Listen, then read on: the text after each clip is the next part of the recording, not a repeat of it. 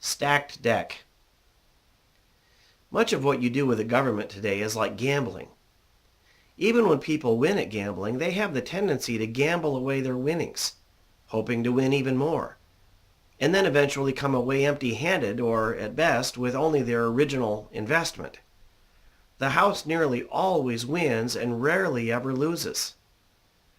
In at least 3 ways it is similar with the government, except that nobody ever comes away with his original investment. The house always wins. First, throughout their lives, people pay taxes not required by the actual language of the law, most of them far overpaying their lawful obligation, betting they will not get into trouble with tax collectors, and reasoning that it is better to overpay than pay only what is required by the actual language of the law and lose out on receiving lump sum fund money in the form of a small annual refund on an ever-growing interest-free, never-to-be-repaid loan to the government. They may not come away completely empty-handed, but what they do come away with is far less than their original investment.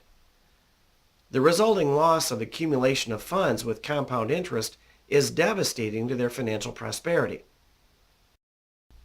Second, people also have the tendency to reason that this behavior guarantees for them the privilege of getting credit from the banks, which charge interest that multiplies the actual cost of what is obtained with such credit. Aside from the fact that overpaying lawful obligation for taxes does not guarantee anything, certainly not privileges or government benefits that are already guaranteed by law, the resulting cost of interest and the corresponding loss of accumulation of funds with compound interest is further devastating to their financial prosperity. Third, all people pay the hidden tax known as inflation, which steadily diminishes the value of their current and future income and assets. This loss of value is even further devastating to their financial prosperity. The house always wins. Just as a gambler has the tendency of gambling away his own money and then doggedly gambling away all of his small winnings on the false hope of the big money, people in general, wishing for a few imagined advantages, have the tendency of doggedly forgoing earning interest, gambling away their own money in overpayment of non-refunded taxes not required by the actual language of the law, gambling away more of their own money by spending interest, and never getting either the big money or even the little money. Advantageous application. How are you benefiting from all of this?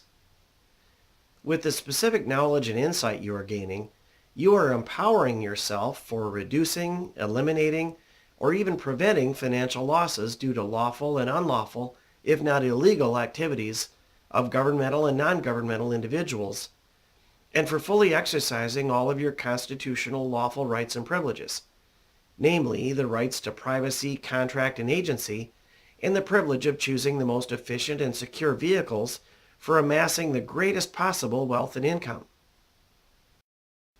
Let us review. Your third step is to begin enhancing your privacy and security.